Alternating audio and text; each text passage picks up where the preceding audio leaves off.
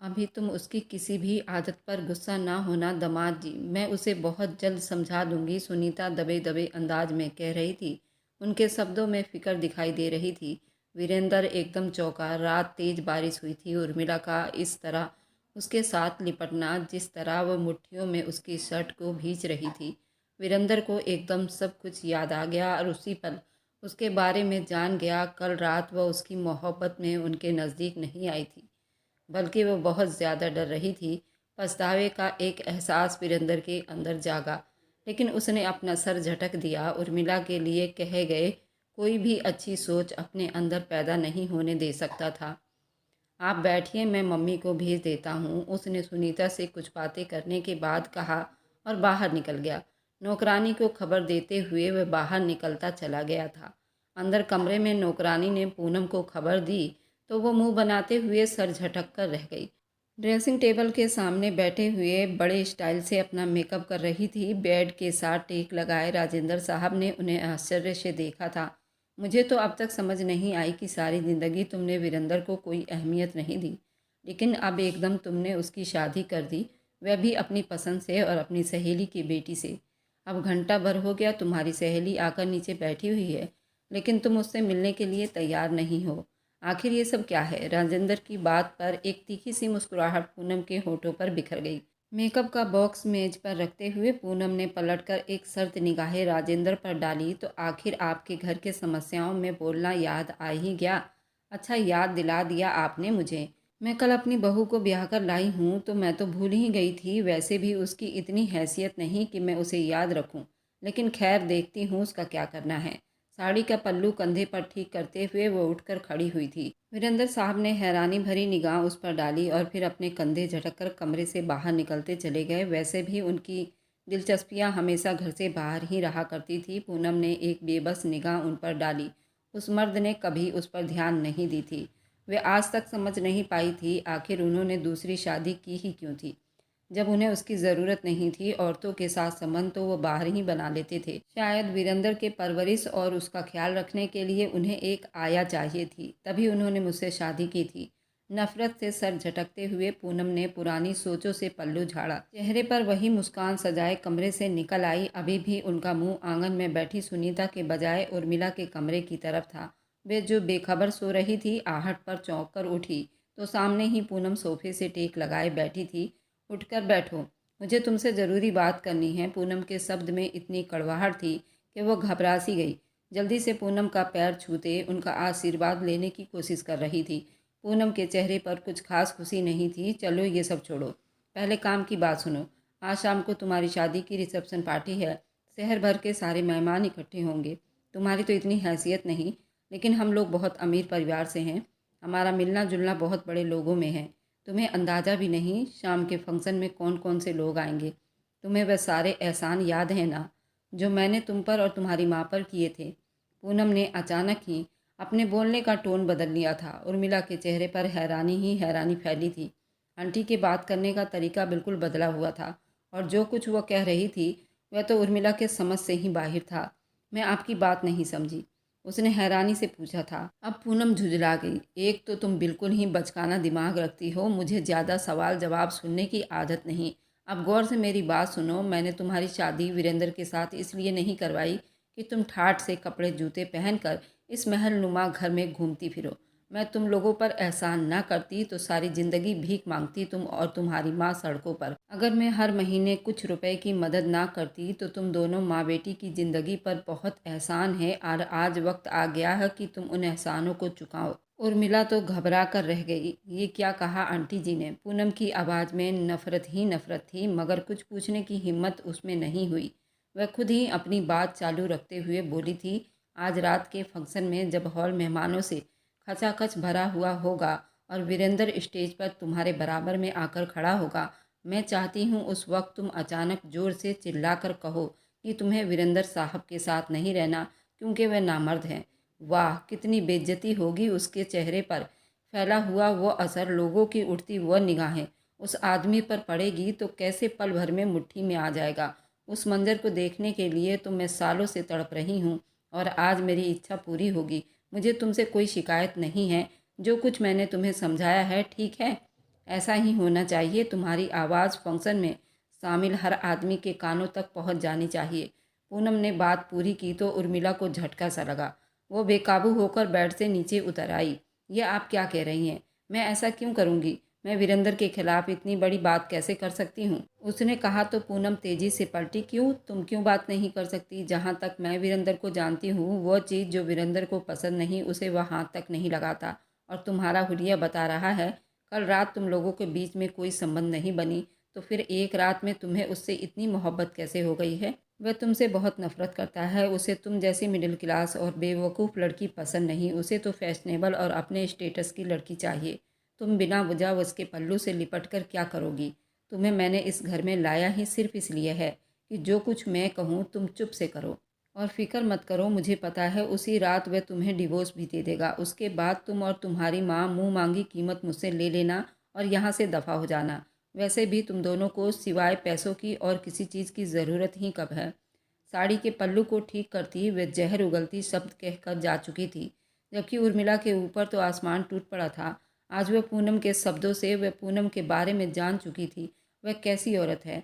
पूनम के बातों का अफसोस करती वीरेंद्र के साथ उसका कोई संबंध ना सही, लेकिन वह इतनी बड़ी बात कहने का सोच भी नहीं सकती। उसके होंठ फड़फड़ाकर रह गए क्योंकि पूनम ने आगे बढ़कर उसका मुंह दबोच लिया था। किसी तरह की गलती नहीं होनी चाहिए, समझी लड़की? मैं जितनी अच्छी हूँ उतनी बुरी भी बन सकती हूँ। तुम्हारी माँ बूढ़ी है, मजबूर है, और तुम दोनों माँ बेटी को सड़कों पर लाने में एक सेकंड भी नहीं लगाऊंगी। अब तक तुम लोगों को जितना कर्जा दिया है उसे सूद के साथ वसूल करूंगी। तुम दोनों माँ बेटी को जेल जाने से कोई भी नहीं रोक सकता। तो याद रखो, जो कहा वही करो।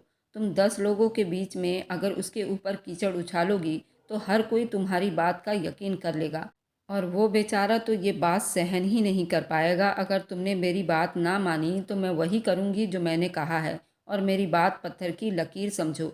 उसे धमकी देते हुए वह कमरे से बाहर निकलती चली गई थी, जबकि उर्मिला का दिल चाहा कैसे पल भर में इस समस्याओं से निकल जाए। यह उन अमीरों के चक्रों में नहीं पड़ना चाहती थी। वह वहीं बैठकर फूट फूट कर रोने लगी। उसे अब तक समझ नहीं आया था आखिर आंटी ने उसकी शादी अपने अमीर और खूबसूरत बेटे से क्यों की, जबकि अब सारी हकीकत खुलकर सामने आ गई थी। उसकी निगाहों में वीरेंद्र का शब्द और उसका चेहरा घूम गया था। शायद वह भी उसे इतना ही नफरत करता है। इस रिश्ते में दाखिल होकर उसका सिर्फ नुकसान ही हुआ था। दोनों हाथों में अपना चेहरा छुपाकर वह फूट फूट कर रोने लगी थी। घर से निकलते ही वीरेंद्र ने अपनी गाड़ी बेमतलब सड़कों पर दौड़ाने लगा था। कल शाम तक उसने पक्का वादा कर लिया था कि वह 1 हफ्ते के बाद उर्मिला को डिवोर्स दे देगा। उसकी दिमागी सोच किसी भी तरह एक छोटी उम्र की लड़की से मैच नहीं हो सकती थी। लेकिन सुबह सुनीता से मिलने के बाद न जाने क्यों उसका दिमाग अजीब दोराहे पर आकर खड़ा हो गया था। गाड़ी पार्क के बाहर रोकते हुए धीरे से बाहर निकल आया। उसके चेहरे पर अब गहरा गम सवार था। शाम का टाइम था और पार्क में काफ़ी सन्नाटा था। वह चुपचाप एक बेंच पर बैठ गया, जैसे हमेशा बैठा करता था। अपनी माँ की फ़ोटो को निकाल कर उनसे बात कर रहा था। फिर भगवान से प्रार्थना के लिए हाथ जोड़े और कहा कि मेरी माँ की आत्मा को शांति देना भगवान। हाथ नीचे करते उसके होठों से गहरी सांस निकली। आप क्यों इतनी जल्दी चली गई माँ? जिसको जब मौका मिलता है वो मुझे किसी कठपुतली की तरह इस्तेमाल कर लेता है। पहले पापा ने मेरा नाम लेकर दूसरी शादी की और फिर अब माँ। क्या मेरी अपनी कोई हैसियत नहीं? मेरी अपनी कोई मर्जी नहीं? वो बेआवाज़ अपनी माँ से बातें कर रहा था, जिसकी हल्की आवाज़ उसके दिमाग में अभी तक मौजूद थी। कुछ देर तक यूं ही उदासी से वह माँ के फ़ोटो के साथ बैठा रहा और फिर उठकर दोबारा से गाड़ी में बैठा। गाड़ी स्टार्ट की, यूं ही दोबारा वह सड़कों पर बिना मतलब की गाड़ी दौड़ाने लगा। फिर घर जाने का दिल चाहा, लेकिन उर्मिला के बारे में सोचते ही उसे याद आया कि आज रात तो रिसेप्शन है। इसी वजह से उसने तुरंत अपना इरादा बदल लिया, अपने ऑफिस की तरफ गाड़ी को मोड़ दिया। रास्ते में वह शोभा के बारे में सोचने लगा और एक मुस्कुराहट उसके होठों पर दौड़ गई। बेकाबू ही उसका दिल चाहा कि वह शोभा को देखे। उर्मिला और उसका भला क्या मुकाबला। उर्मिला जहाँ डरी सहमी हुई लड़की थी, वहीं शोभा एक शानदार पर्सनैलिटी की मालकिन थी। उसने अपनी गाड़ी अपने ऑफिस की तरफ मोड़ लिया। ऑफिस में वह दाखिल हुआ तो सभी लोग चौंक कर उसे देखने लगे। शादी के अगले दिन ही दूल्हा अगर ऑफिस जाए, वह भी जब वह सारी कंपनी का मालिक हो, तो सबको हैरानी तो होनी थी। वह बेमतलब चलता हुआ ऑफिस में जाकर खड़ा हो गया। शोभा अपनी डेस्क पर बैठी थी। उसने खड़ी होकर वीरेंद्र को सल्यूट किया। उसके होठों पर मुस्कुराहट थी। ऑफिस के कपड़ों में उसके जिस्म की हर चीज़ अलग से निखर कर बाहर आ रहे थे। वीरेंद्र को अजीब सा लगा। ऑफिस में कई मर्द मौजूद थे। उन सारे मर्दों के रहते हुए भी शोभा को इस तरह के कपड़े पहनने पर कुछ बुरा नहीं लग रहा था, जबकि ऐसे कपड़े पहनने के लिए ऑफिस में कोई ऐसी शर्त मौजूद नहीं थी। कई लड़कियां पूरे कपड़े पहनकर भी ऑफिस में आया करती थी। छम से वीरेंद्र के दिमाग में उर्मिला का चेहरा उभर आया। उसके अंदर बचपना जरूर था, लेकिन उसकी निगाहों में एक अजीब सी हया थी। शोभा की तरह बेबाक लड़की नहीं थी। वीरेंद्र चुप से ऑफिस के अंदर चला गया। दिमाग दो हिस्सों में बटा हुआ था। यूं ही दोनों हाथों में सर को दबाकर बैठ गया था। दरवाज़ा खटखटाकर शोभा अंदर दाखिल हुई तो वीरेंद्र ने चौंक कर देखा। वह इसी तरह भरपूर अंदाज में मुस्कुराते हुए अंदर आ रही थी। सर, आपको शादी की बधाई हो। आपको वैसे भी आज नहीं आना चाहिए था, शोभा ने कहा तो वीरेंद्र बस हल्का सा मुस्कुरा दिया। शोभा ने हाथ में पकड़ा हुआ एक कागज़ वीरेंद्र के सामने रखा। सर, मेरे छुट्टियों का अप्रूवल है, प्लीज़ इस पर साइन कर दीजिए, शोभा ने कहा तो वीरेंद्र चौंक उठा। छुट्टी मगर किस लिए? उसके कागज़ पर नज़रें दौड़ाते हुए उसने शोभा से पूछा। वह मुस्कुरा कर रह गई। असल में सर, मेरी शादी फिक्स हो गई है। मेरा होने वाला मंगेतर दुबई से अचानक ही वापस आ गया, तो बस अचानक शादी रखनी पड़ी। मैं बस 1-2 महीने तक ही कंटिन्यू रख सकूंगी, जब तक मेरा वीज़ा नहीं आ जाता, क्योंकि मुझे भी शादी के बाद अपने पति के पास दुबई जाना है, शोभा ने आम से शब्दों में बताया तो वो बिल्कुल सुन रह गया। वीरेंद्र पर जैसे कोई आसमान टूट पड़ा हो। वह कुछ पल शोभा को तकने लगा, उसे देखता रहा, लेकिन न जाने क्यों उसे दिल में वह गम महसूस नहीं हो रहा था जो होना चाहिए था। कुछ देर तक शोभा को देखते रहने के बाद एक गहरी सांस वीरेंद्र के होठों से निकली थी। उसे शोभा की शादी की खबर से दुख नहीं हुआ था, बस हैरानी हुई थी कि वह शोभा जैसा लाइफ पार्टनर चाहता था और शोभा के संबंध अपनी पत्नी की हैसियत से सोच रहा था। लेकिन उन दोनों के बीच में तो कभी ऐसी बात नहीं हुई थी। आंखें बंद करके ना चाहते हुए भी वीरेंद्र ने उस अप्रूवल पर साइन कर दिए। वह यूं ही मुस्कुराते हुए कागज उठाकर ले गई। वीरेंद्र को अंदाजा हो रहा था मुस्कुराना, इस तरह से बात करना और हर मर्दों को लुभाना उसके पर्सनैलिटी का हिस्सा था। वह हर मर्द के साथ ऑफिस में इसी तरह मिलती जुलती थी। वीरेंद्र ने उसके बारे में गलत अंदाजा लगाया था। कुछ देर तक ऑफिस चेयर पर खुद को घुमाने के बाद भी वीरेंद्र के दिल को सुकून ना मिला, तो वह चुप से वापस आ गया। घर में दाखिल होते ही उस पर फिर से वही बातें याद आने लगी थी। कहाँ रह गए थे वीरेंद्र? टेलर तुम्हारा शाम के फंक्शन के लिए ड्रेस लेकर आया है, उसे पहनकर एक बार चेक कर लो कि वह ठीक है या नहीं। मैं चाहती हूँ कि आज के फंक्शन में तुम परफेक्ट लगो। आखिर आज का दिन खास दिन है। पूनम सामने से मुस्कुराती हुई आई। उसकी मुस्कुराहट में जरूर कुछ खास था। वीरेंद्र चौंक गया। टेलर ने उसके आए हुए कपड़े कमरे में रखवा दिए थे। पूनम की कही गई बात पर वह जाते ही उन कपड़ों को पहनकर चेक कर लिए। एक तेज लहर वीरेंद्र के वजूद में जागी थी। अब उसे अपने कमरे में जाते ही उर्मिला का सामना करना होगा। जिंदगी एक ही रात में इतनी बदल गई थी। उसे खुद सब कुछ अजीब लग रहा था। ना चाहते हुए भी उसने अपने कमरे की तरफ कदम बढ़ा दिए। भारी दिल के साथ वह कमरे में दाखिल हुआ। उर्मिला सामने ही बेड से टेक लगाए बैठी थी।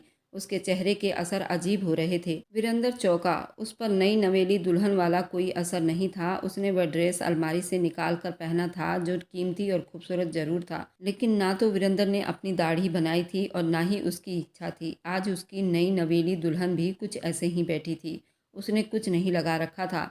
वीरेंद्र अपना सर झटकते हुए अलमारी खोलकर अपने कपड़ों को देखने लगा। कपड़ों की फिटिंग ठीक थी। फिटिंग चेक करके वह ड्रेस वापस अलमारी के हैंगर पर लटका दिया था, तो वह उसे ही देख रही थी। मुझे आपसे कुछ कहना है, उसकी आवाज़ में अजीब असर थे। वीरेंद्र ने चौंक कर उसे देखा। माथे पर एक बल डाले थे। क्या कहना है? फिर से कोई बचकाना बात होगी, दिमाग में उसने सोचा, लेकिन वह एकदम लपक कर आगे बढ़ी थी। उसकी बड़ी बड़ी आंखों में आंसू भर आए थे। आप मुझे डिवोर्स दे दें, उसने कहा। वीरेंद्र को एक जोरदार झटका लगा। अपने मुंह से वह डिवोर्स मांग रही थी, जबकि कल तक तो वह शादी पर इतनी खुश थी। वीरेंद्र ने अपने होंठ भींच लिए। पता भी है क्या कह रही हो? डिवोर्स ही चाहिए थी तो शादी क्यों की? बिना वजह अपने साथ मेरी भी ज़िंदगी बर्बाद की। हम दोनों के बीच ना तो कोई दिमागी तालमेल मैच होता है और ना ही कभी हो सकता है। तो फिर पहले मना करना चाहिए था ना, उसने गुस्से से कहा तो उसके आंसू भरी आंखें छलक पड़ी। मैं और इनकार कैसे कर सकती हूँ? आंटी की हर बात हमारे लिए पत्थर की लकीर है और हम पर उनका पूरा हक है। सारी ज़िंदगी उनके एहसानों के तले हम लोग दबे रहे। खाने से लेकर स्कूल की फीस भरने तक सारा खर्चा तो हमारी आंटी ने उठाया था। हाँ, ये और बात थी कि वह कुछ रुपए किसी तेजाब की तरह हमारे बदन पर गिर रहे थे, लेकिन जब उन्होंने एहसान का बदला मांगा तो इनकार करने की हिम्मत ना ही माँ में थी और ना ही मुझ में। आंसू भरी आंखों को हाथ से साफ करते हुए बोली तो वीरेंद्र सन्नाटे में रह गया। वह तो उसे बच्ची समझता था, लेकिन उसने जो बात की थी उसकी गहराई उनकी मजबूरी का पता बता रही थी। वह एक पल के लिए चुप सा हो गया। यानी ज़बरदस्ती तो उसके साथ भी तो हुई थी। फिर अब डिवोर्स क्यों मांग रही हो? क्या कोई और पसंद है? बिना कुछ सोचे समझे वह एकदम से उसे पूछने लगा। उसके नज़दीक हुआ, गहरी निगाहें उसके वजूद का जायज़ा लेने लगी। ये ख्याल कि अभी ये उसकी पत्नी है, इससे पहले उसको ये ख्याल क्यों नहीं आया था? उसके प्यार से एक पल के लिए घबराई। डाइवोर्स इसलिए क्योंकि आपकी माँ ने मुझे कहा है कि आज शाम फंक्शन के बीच में सबको ये कहूँ कि आप नामर्द हैं और मैं आपके साथ रहना नहीं चाहती। तब आप गुस्से में आकर मुझे डिवोर्स दोगे। मैं इतना सारा तमाशा नहीं कर सकती। मैं बिना वजह किसी इंसान के खिलाफ झूठ नहीं बोल सकती। इसलिए आप पहले ही मुझे डिवोर्स दे दें। मैं आप बड़े लोगों की लड़ाई में नहीं पड़ना चाहती। आंसू भरी आवाज़ में बड़ी मुश्किल से बोल पा रही थी, जबकि वीरेंद्र के ऊपर तो हैरानियों के पहाड़ टूट रहे थे। जो कुछ उसने कहा था वह बर्दाश्त करने वाला नहीं था। कुछ पल तक उसके शब्द उसके दिमाग में उथल पुथल कर रहे थे। क्या मतलब? मेरी माँ ने क्या कहा है? मैं नामर्द हूँ? ये क्या बकवास है? उसने गुस्सा किया। उर्मिला की आंखों में डर सा उतर आया। मैं सच कह रही हूँ, अभी थोड़ी देर पहले उन्होंने कमरे में आकर ये सब मुझे कहा, और ये भी उन्होंने कहा कि मेरी शादी आपसे क्यों करवाई, सिर्फ इसलिए ताकि मैं आपकी बेइज्जती करूँ और फिर उसके बाद मैं और माँ बहुत से पैसे लेकर यहाँ से चले जाएं। वे आपसे बहुत नफरत करती हैं। दोनों हाथों में चेहरा छुपाकर अब वह फूट फूट कर रो रही थी। शायद ये सब चीज़ उसके ज़मीर पर बहुत भारी पड़ रही थी। वीरेंद्र कुछ पल तक अपने होंठ भींचे उसे देखता रहा। पूनम उससे नफरत करती थी, ये बात किसी को उसे बताने की ज़रूरत नहीं थी, लेकिन इतनी गहरी चाल, ये उसे अंदाज़ा नहीं हो रहा था। सामने खड़ी उर्मिला पर निगाहें जमाए उसने अपने शब्दों को रोका। वीरेंद्र ने कहा, अगर ऐसा है तुम ठीक वही करना जो माँ ने तुम्हें कहा है। मुझे कोई फ़र्क नहीं पड़ता। गुस्से से कहता हुआ वह कमरे से निकलता चला गया था। उर्मिला ने बेबस निगाहों से उसे जाते देखा। आज की रात क़यामत की रात थी। किसी न किसी का तो दिल टूटना ही था। वह बेगम सी होकर बेड पर गिर गई। कुछ ही देर के बाद ब्यूटिशन उसे तैयार करने लगी। बारात की तरह रिसेप्शन का ड्रेस भी काफ़ी कीमती था। ब्यूटिशन के मेकअप के आगे उसका हुस्न और ज़्यादा निखर गया था, लेकिन उसकी आंखों में तो परेशानी थी। उर्मिला ने मोबाइल उठाकर टाइम देखा। शाम होने को आ रहे थे।